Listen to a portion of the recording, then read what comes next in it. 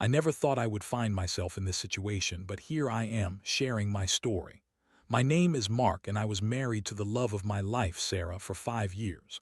On the outside, we seemed like the perfect couple. We had a nice house in the suburbs, a couple of dogs, and a circle of friends we loved to party with. I worked in tech, and Sarah had a decent job in marketing. Life was good, or at least I thought it was. But things started to shift. It was subtle at first. Sarah became increasingly distant, often glued to her phone, texting and giggling at odd hours. She brushed off my concerns, saying she was just busy with work or planning surprise parties for my upcoming birthday. I wanted to believe her. After all, she had always been the life of the party, the one who made me feel like a king in our little kingdom. Yet something felt off. Then came the gym obsession. Sarah had always been into fitness, but suddenly she was spending hours at the gym. The late-night workouts became a routine, and when she returned home, she was all sweaty and glowing, giving me the excuse that her trainer was really pushing her. I even encouraged her, telling her that it was great she was taking her health seriously. Little did I know that this trainer was a celebrity fitness coach, the kind of guy who appeared on magazine covers and social media with a chiseled body that made me feel like a slouch. The red flags were piling up, but I shrugged them off. I focused on my work and tried to be supportive. However, the nagging doubt wouldn't let me sleep at night. One evening, I decided to surprise her, show up at the gym unannounced. I had been working late and thought it would be a fun way to take her out for dinner afterward. I arrived at the gym and walked in, expecting to see Sarah hard at work. Instead, I walked in on an entirely different scene. There she was, laughing and flirting with her trainer, Ryan. They were standing a little too close, and when I walked in, I could swear I saw her bite her lip and giggle at something he said. My heart dropped, and suddenly, every irrational fear I had was confirmed. I felt like I had been punched in the gut. It was surreal, like watching my worst nightmare unfold in front of me. I turned around and left without saying a word, my mind racing. I couldn't believe my wife, my partner, was betraying me right under my nose. I spent the night in a haze, anger bubbling inside me, swirling with disbelief. I had to confront her, but I wanted to gather my thoughts first. I was hurt, confused, and I had to figure out how to approach this without losing my mind.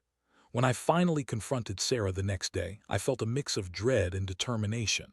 I needed answers. As I sat her down, I could see the panic in her eyes. It was a familiar look, one I had seen countless times when she was caught in a lie.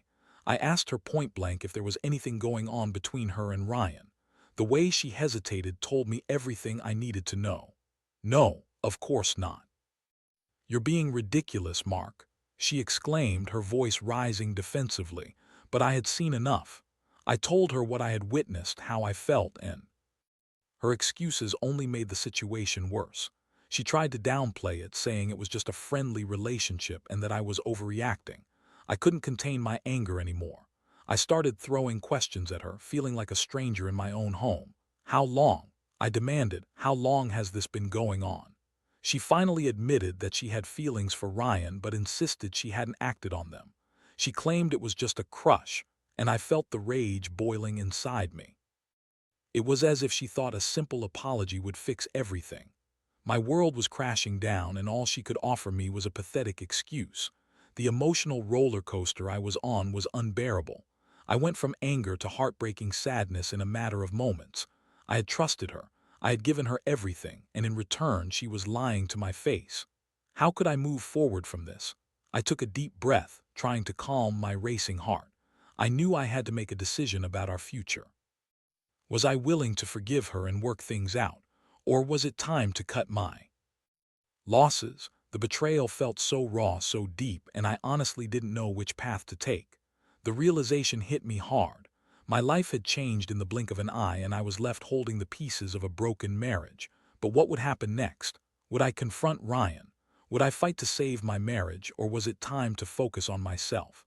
I had a lot of choices to make, and I was determined to find a way forward. Stay tuned for the next part of this tumultuous journey. The confrontation with Sarah left me in a whirlwind of emotions. I was angry, hurt, humiliated, and confused. I didn't sleep much that night. Instead, I spent hours tossing and turning, replaying every moment in my mind. I was still in disbelief over how easily she had thrown away our marriage.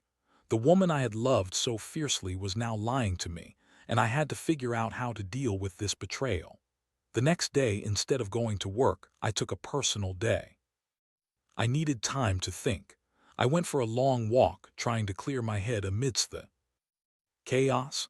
I reflected on my marriage and how things had changed over the years. I remembered when we had met, how she had intrigued me with her wit and charm. We had shared dreams, laughter, and a future that now felt like ashes in my mouth. As I walked, I realized I had to decide what my next steps would be. I could either wallow in this pain or do something transformative. I needed a plan, not just for confronting Sarah again, but for reclaiming my life. I couldn't allow her betrayal to define who I was or what I could become. I decided to sign up for a gym membership. I had always been a bit out of shape, but in the wake of the affair, I felt the urge to channel my anger into something productive. If Sarah was going to be with a celebrity trainer, then I would become my own success story. I pushed aside my doubts and took that first step towards self-improvement. Over the next few weeks, I hit the gym hard. I started working with a personal trainer who was tough but motivating. I poured my heart into every workout, lifting weights, running on the treadmill, and practicing mindfulness. The sweat was cathartic, and with each drop, I felt a bit of the pain wash away. I began to see results, and that flicker of self-esteem slowly burned brighter. But my emotional journey wasn't just about working out. I also had to confront Sarah again. I thought about how I wanted to approach her. I knew I needed to be honest about my feelings, but also firm in my resolve. I wasn't going to let this define me or our marriage any longer. One evening, after a particularly grueling workout, I came home feeling invigorated. Sarah was waiting for me, looking a little uneasy. I could see the guilt in her eyes, but I was no longer interested in her hollow apologies. I sat her down and told her I needed to lay everything on the table. "Sarah, we can't move forward until we have an honest conversation. I'm done with the lies," I stated firmly.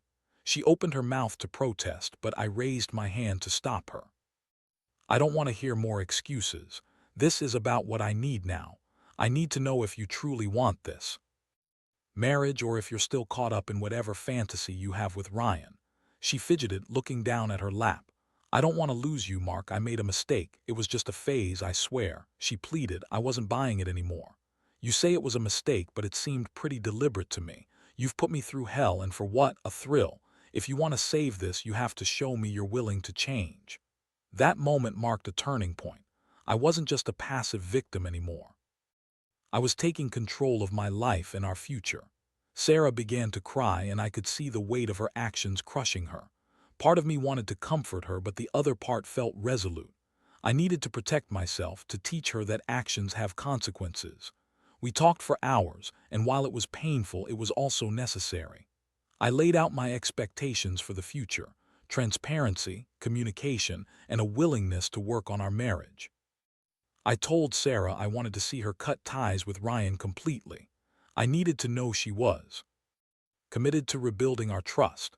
The days turned into weeks, and we began to navigate the rocky waters of our relationship. She agreed to cut contact with Ryan, and I could see she was genuinely trying. But the emotional scars lingered. I still felt betrayed, and there were moments when I wanted to scream at her for what she had done. But at the same time, I was changing. I was becoming stronger and more self-confident, and that shift in my identity was powerful. As I focused on myself, I started to rediscover passions I had set aside over the years. I took up cooking again, something I had enjoyed before but had abandoned in favor of takeout. I made it a point to learn new recipes, and I even surprised Sarah with a few candle-lit dinners. Then, one day, I received a call from an old friend. Jake and I had been close throughout college, but life had pulled us in different directions. He was in town and wanted to catch up. I agreed, eager to share what had been happening in my life. When we met, I shared the whole story with him: the affair, the confrontation, the journey of self-improvement. Jake listened intently and offered me valuable advice. "Mark, it's great that you're working on yourself, but don't forget to look out for your own happiness first. "Life's too short to settle for anything less than what you deserve," he said. His words resonated with me. I was finally beginning to see the light at the end of this dark tunnel. I was ready to take the next step, whatever it might be. Maybe I could turn this betrayal into an opportunity to become the best version of myself. As I returned home that evening, I felt a renewed sense of determination. I was ready to confront the future, no matter how uncertain it might be.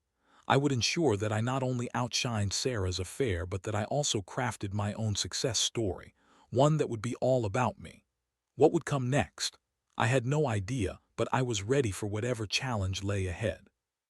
As weeks turned into months, the storm in my life began to calm.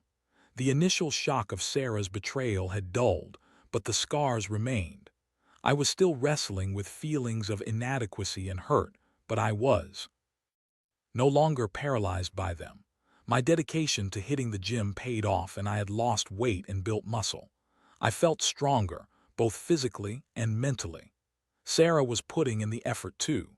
She attended therapy sessions and even started talking to a life coach who helped her navigate the emotional debris of our relationship. I could see she was trying to be more present, but there were moments when I questioned her commitment. I would catch her staring off into space, a distant look in her eyes, and I'd wonder if she was thinking about Ryan. One day, I came home from work early. I had been feeling particularly good about myself after a solid week of workouts and a successful project at work.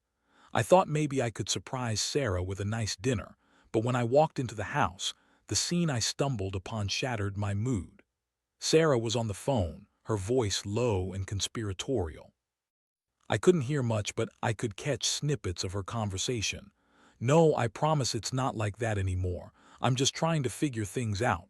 My heart raced as I approached her. She noticed me and quickly ended the call, her face pale. "What was that about?" I asked, trying to keep my voice steady, but I could feel the anger rising inside me. "Just work stuff," she lied, but the tremor in her voice gave her away. I took a deep breath, controlling my urge to explode. I had been working so hard to be calm and collected. "You know I can't trust you right now, Sarah. It feels like you're still hiding things from me."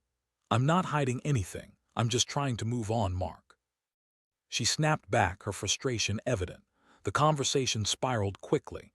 The tension that had been building under the surface erupted, and suddenly we were both shouting. I couldn't help but feel like we were back at square one, wrestling with the same demons we had faced months ago. "I don't know if I can keep doing this," I said, feeling defeated. "Every time I think we're making progress, you do something that makes me doubt you again." Her eyes filled with tears, and she reached for my arm. "Please, I'm trying. I don't want to lose you. I love you." But those words had lost their power. I didn't know if I could trust her love anymore. I needed more than just words. I needed action. "Love isn't enough anymore, Sarah. I need to know you're committed to fixing this. I want to see the real you, not just the version that shows up when it's convenient." That night, I went to bed filled with doubt. The argument felt like a setback, but something had changed within me. I realized I wasn't just Mark, the husband who was betrayed. I was becoming Mark, the man who would stand up for himself. I was done with being passive in my own life. I started to think about my future beyond just fixing my marriage. I wanted to carve out my own path, reclaim my identity, and pursue my passions. The idea of a fresh start began to take root in my mind. I had always been interested in photography but had never pursued it. Maybe it was time to pick up a camera and explore that creative side of me. I spent a weekend researching cameras and photography courses. I found a local community college that offered classes for beginners, and I signed up. The first class was exhilarating. Being surrounded by other aspiring photographers ignited something in me. I was no longer just the hurt husband. I was a budding artist eager to capture the world around me. As I immersed myself in photography, I also started to notice a shift in my relationship with Sarah. I was more confident, and that newfound self-assurance seemed to affect how she viewed me. I could see her admiration in her eyes when I shared my photos with her, and it felt good to be appreciated for something I was passionate about. Still, I couldn't shake the lingering doubts. One evening after class, I had a chance encounter with Ryan. I was at a coffee shop near the college, reviewing my photos and sipping a latte. I looked up, and there he was, sitting at a table with a group of friends, looking every bit the celebrity he was known to be. He caught my eye, and for a fleeting moment I felt a spark of fear. What if he tried to contact Sarah again? But then I remembered how far I had come. I was no longer the man who felt small and inadequate next to him. I was building my own identity, and I refused to allow him to take away my power. I took a deep breath, gathered my things, and left the coffee shop, feeling triumphant. When I got home, I found Sarah in the kitchen preparing dinner. I could tell she was in a good mood. I decided to share my day. "You'll never believe who I ran into at the coffee shop," I said, trying to keep it light. "Who?" she asked, looking intrigued. "Ryan," I replied casually, watching her reaction. Her expression shifted slightly, and I could see her tense up. "Oh, how was that?" "Fine, just a friendly encounter, nothing to be worried about." I smiled, trying to reassure her. It felt liberating to say it that way. She looked at me, and for the first time in a long while I didn't sense any guilt in her eyes. "I'm glad you're moving forward, Mark. I really am proud of you," she admitted. Her words meant a lot, but I still had a long way to go. I knew I had to remain vigilant and protect my heart. I decided to put my focus on my own growth and happiness. The more I invested in myself, the more I realized that my worth was not dictated by Sarah or her past mistakes. I was becoming my own man, and that felt good. However, I couldn't shake the feeling that something was still brewing beneath the surface. I needed to confront the lingering uncertainties, and I would do it on my own terms. The next step in this journey would not just be about confronting Sarah, but about confronting the uncomfortable truths that lay ahead. What would that look like? Only time would tell, but I was ready to face whatever came my way. I was determined to find a way to turn this situation into my triumph. A few weeks passed, and I threw myself deep into my photography classes. I found solace behind the lens, capturing moments that spoke to me: the beauty of nature, the grit of city life, the laughter of strangers. Each click of the shutter felt like a small victory, and the more I practiced, the more I realized that photography was not just a hobby, it was a form of therapy for me. The same went for my workouts. It became a routine: gym in the morning and photography in the evening. I was shaping my body while also shaping my identity, and it felt exhilarating. I was no longer just Mark, the husband who had been cheated on. I was Mark, the artist, the athlete, and the survivor. Yet, despite my growth, the specter of Sarah's affair still loomed over our relationship. I could see her trying to reconnect with me, making efforts to be more present and engaged. We went on date nights and even took a weekend trip to the beach, but I often felt a pang of insecurity whenever she received a text or a call. I wanted to trust her, but the wounds were still fresh. It was during one of those trips that everything came to a head. We had spent a glorious day at the beach, swimming and laughing, and for a moment it felt like we were the couple we used to be. That evening, as we lounged on the sand watching the sunset, the conversation turned serious. "Mark, I've been thinking," she began, biting her lip nervously, "about us." I turned to her, my heart racing. "What about us?" I asked, bracing myself for whatever was coming next. "I want us to be better. I want to rebuild our trust, but I understand if you're not ready yet," she said softly. Her sincerity tugged at my heartstrings, but I couldn't shake the feeling of betrayal that still hung in the air. "I want that too, Sarah, but it can't be one-sided. I need to know you're committed to this. I need to know you're not hiding anything." "I promise I'm not," she replied, exasperation creeping into her voice. "Can't you see I'm trying? I've cut ties with Ryan and I'm in therapy. I want to be the wife you deserve. But do you truly want me, or do you just want to avoid the mess you made?" I shot back, my anger flaring. "I need to know it's not just about fixing your guilt." The moment felt charged. We were both staring at each other, the weight of our shared history hanging in the balance. I could see the pain and fear in her eyes, and despite my anger, I felt a rush of sympathy. I had to stand my ground, but I also wanted to hear her out. "Mark, I know I messed up. I was lost, but I'm finding my way back. I want us to work, but we need to be honest with each other," she pleaded. "I'm willing to try, but I need more than just words.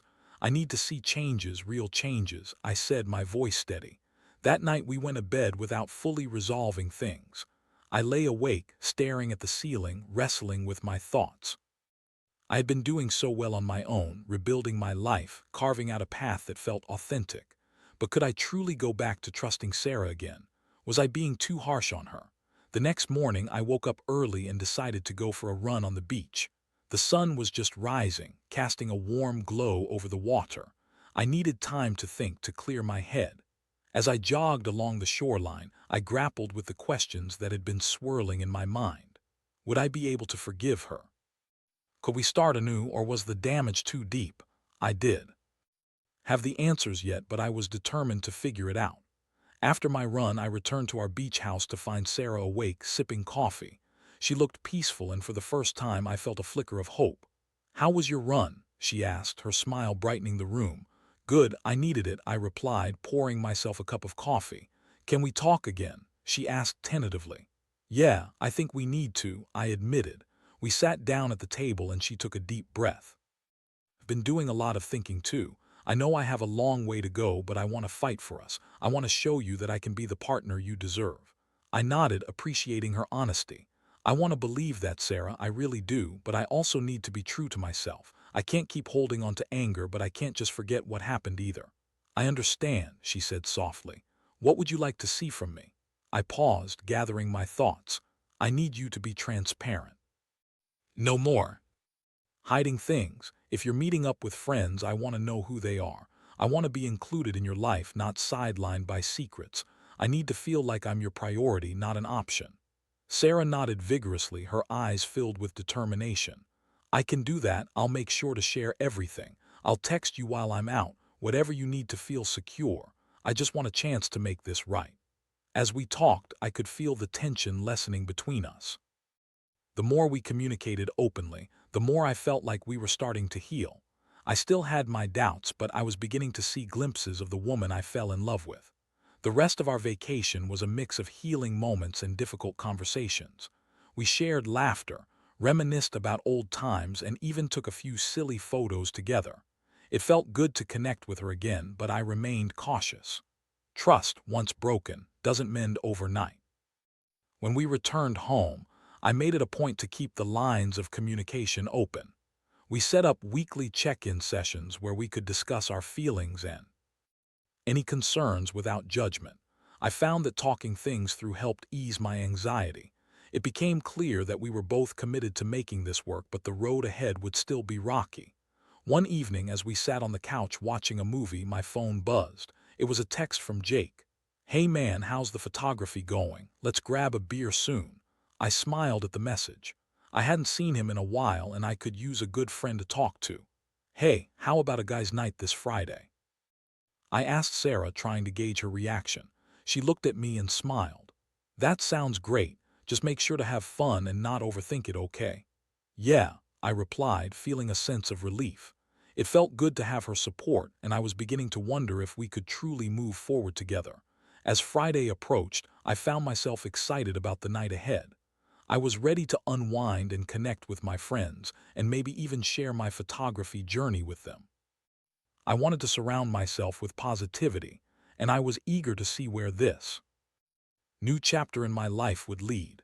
Little did I know that the night would hold more surprises than I could have ever anticipated. Friday night arrived, and I was buzzing with energy. I had my camera in hand, ready to capture the evening with my friends. I decided to meet up with Jake and a couple of other buddies at a bar downtown. We hadn't had a proper guys' night in ages, and I was eager to blow off some steam and enjoy being around good company. As I arrived at the bar, the familiar sounds of laughter and upbeat music filled the air. I saw Jake waving from a corner booth, and I made my way over to him. "Mark, it's about time you showed up," he exclaimed, pulling me into a bear hug. I laughed, feeling the weight of my worries begin to lift. "I wouldn't miss this for the world, man. How's life treating you?" We settled in, ordered drinks, and began catching up. The conversation flowed easily, and I found myself sharing a little about my photography journey. Jake seemed genuinely interested. He always had a good eye for creativity and was supportive of my new passion. I could feel the warmth of friendship enveloping me, and I was grateful for a night of laughter. As the evening progressed, I let loose a bit more than usual. I joined in on the jokes, shared funny stories, and even allowed myself to indulge in a few rounds of shots. I hadn't realized how much I needed this kind of release. The camaraderie was infectious. But then my phone buzzed, pulling me back to reality. I glanced down to see a text from Sarah. "Hope you're having fun. Just wanted to check in. Love you." A part of me felt guilty for not being more present in our relationship, but I quickly brushed it aside. Tonight was about me and reconnecting with my friends.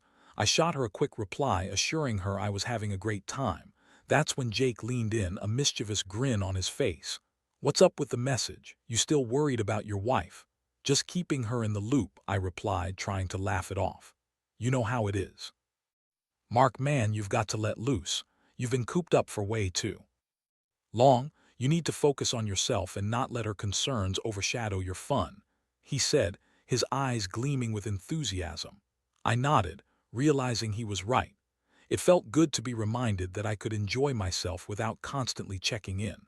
That was the whole point of this night, after all. As the night wore on, I felt more invigorated than ever. I joined a game of pool with some other guys at the bar and even flirted with a few strangers. It was liberating to be out in the world, enjoying myself without the weight of my marital issues dragging me down. But then came the moment I never expected. As I was standing at the bar, I caught a glimpse of someone out of the corner of my eye. I turned to see Ryan, Sarah's fitness trainer, entering the bar with a group of friends. My heart sank as I tried to process the sight. It felt like a punch to the gut. Jake noticed my reaction and followed my gaze. "Oh man, is that him?" he asked, his voice low. I nodded, feeling a mix of anger and anxiety. "Yeah, it is." "Do you want to confront him?" Jake asked, ready to jump into action. "No," I replied firmly, trying to stay composed. "I'm not going to give him the power to ruin my night." But it was hard to shake off the unease. I forced myself to focus on the game instead, but I could feel Ryan's presence lingering in the back of my mind. I watched him laugh and joke with his friends, and I couldn't help but feel a surge of jealousy. As the night went on, I tried to push my discomfort aside, but it wasn't working. Every time I heard laughter, I felt a knot in my stomach. I didn't want to give Ryan any satisfaction, but I couldn't ignore how his existence made me feel. Then, just as I was starting to regain my composure, Jake nudged me. "Hey, Mark, let's go over and say hi." "What? No way," I protested, my heart racing. "Come on, you can't let him intimidate you. You've done so much work on yourself, this is just a test of your growth," Jake urged. I hesitated, unsure if I was ready for that confrontation, but a part of me felt like I had to face this. I couldn't let Ryan dictate my emotions any longer. Taking a deep breath, I followed Jake as he led the way toward Ryan's group. As we approached, I could hear Ryan's laughter, and I suddenly felt the adrenaline surge through me. Jake called out, "Hey, Ryan." Ryan turned, his face breaking into a smirk as he recognized us. Well, if it isn't the husband. How's it going, man?" I was taken aback by his casual demeanor, the audacity he had to act so nonchalant. "Just enjoying a night out," I replied, trying to keep my voice steady. Jake chimed in, "We've been hearing about how great you are at the gym. Mark's been working hard too," he said, putting an arm around my shoulder. Ryan shrugged. "Yeah, well, it's all about the commitment, right?" He winked, and I could feel the tension in the air grow thicker. I swallowed hard, grappling with the urge to stand my ground. "I've been focused on myself," I said, forcing confidence into my words. "I'm not going to let anyone take that away from me." Ryan's expression shifted slightly, and I could see him sizing me up. "Good for you, man. Self-improvement is the name of the game," he replied, but something about his tone felt mocking. We exchanged a few more pleasantries, but I could feel the underlying tension. I realized that confronting him didn't hold the power I thought it would. Instead, it only reinforced my determination to rise above. As I walked away, I felt a mix of pride and anger. I hadn't let Ryan get to me, and I had stood tall in the face of adversity. But the encounter left me unsettled. I needed to talk to Sarah about this, to share my feelings and confront my lingering insecurities. Later that night, when I got home, I climbed into bed beside her, feeling the weight of the evening's events. Sarah stirred awake, glancing at me with concern. "Hey, how was your night?" "It was complicated," I said, feeling the exhaustion wash over me. I ran into Ryan. Her eyes widened slightly and I could see a flicker of concern cross her face. Oh, how did that go? I took a deep breath, preparing to share everything that had happened. I confronted him and it felt good to stand my ground, but it also made me realize that I still have a lot of unresolved feelings about what happened between you two. Sarah nodded, her expression softening. I'm sorry you had to see him. I know it's hard, but I want you to know I'm committed to us. I'll do whatever it takes to prove that to you. I appreciated her words, but I also knew it would take time to rebuild that trust. I want to believe you, Sarah. But I need you to understand that this journey isn't just about us. It's about me finding my footing again. We talked late into the night, sharing our fears and hopes for the future. I realized that communication was vital for both of us as we navigated this rocky terrain. As I drifted off to sleep, I felt a sense of calm. I had faced my fears, and while the path ahead was uncertain, I knew I was on the right track. I was determined not just to heal from the wounds of betrayal, but to emerge stronger than ever. The coming days would be a test, but I was ready to confront whatever challenges lay ahead. My journey was only beginning, and I was committed to making it a success story, one that was entirely my own. The next few weeks were a whirlwind of emotions. Sarah and I continued to navigate the complexities of our relationship, but I was determined to focus on my own growth. I kept hitting the gym and diving deeper into my photography. I even began to explore opportunities to showcase my work, entering a few local contests and submitting pieces to online galleries. The more I poured into my passions, the more I felt the weight of Sarah's betrayal lifting off my shoulders. However, the road to healing wasn't without its bumps. One evening, I was reviewing some photographs from a recent shoot when my phone buzzed. It was a text from Jake. Hey man, saw Ryan at the gym today. He was asking about you. Think he's trying to stir things up. My heart sank as the familiar wave of anger and anxiety washed over me. I felt like I had come so far, yet Ryan's name still had the power to unsettle me. I took a deep breath and texted Jake back. I'm not worried about him. I'm focused on my own journey. That realization felt empowering. I didn't need to be consumed by what Ryan was doing or saying. I was reclaiming my life, and I was determined to keep moving forward. A few days later, I decided to have an honest conversation with Sarah about our relationship. We had both been putting in the effort, but I wanted to ensure we were on the same page. I invited her out for dinner at our favorite spot, and as we sat down, I could see the hope in her eyes. Mark, I've been thinking a lot about us and how we can rebuild our trust, she began, her voice steady. I know it's going to take time, but I'm willing to do whatever it takes. You mean everything to me. I appreciated her sincerity, but I also had to be real about my feelings. I want us to succeed, Sarah, but it's not going to be easy. I still have moments where I feel insecure. I need constant reminders that you're committed to us, and I need you to be transparent with me. She nodded, understanding the weight of my words. We spent the evening talking about our fears and dreams, both individually and as a couple. It felt good to communicate openly, and I could see the flicker of hope returning to her eyes. As the weeks continued, I threw myself into my photography and fitness. I began to build a small portfolio of my work, and the excitement of potentially showcasing it fueled my passion. I entered a local photography competition, and to my surprise, I received an email stating that I was selected as a finalist. I was ecstatic. I shared the news with Sarah, and she beamed with pride. I knew you could do it, Mark. You've worked so hard for this. Her excitement was contagious, and for the first time in a long while, I felt genuinely happy, like I was stepping into a new version of myself. The night of the exhibition arrived, and I could hardly contain my excitement. As my friends and family gathered to support me, I felt a wave of gratitude wash over me. I was surrounded by people who believed in me, and I realized just how far I had come. As I stood next to my photographs, I spotted Sarah in the crowd. She looked radiant, her smile lighting up the room. The warmth in her eyes reassured me that we were making progress. She had been there for me every step of the way, and while trust was still a work in progress, I could feel a shift in our relationship, one that was grounded in mutual respect and open communication. Later that night, as the event began to wind down, I took a moment to step outside and catch my breath. I leaned against the wall, feeling the cool night air refresh my spirit. Just then, Sarah joined me, wrapping her arms around my waist.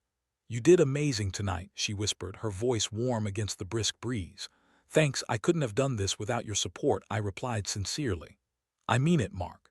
You've changed so much and I'm proud of you. I want to keep growing together," she said, her tone earnest. I looked into her eyes, and in that moment I felt a glimmer of hope for our future. "I want that too, but we both have to keep working on ourselves. This journey isn't just about rebuilding what was lost, it's about creating something new and stronger." Sarah nodded, her expression thoughtful. "I promise to keep working on my end. I want to be the partner you deserve." As we stood there beneath the stars, I felt a flicker of optimism.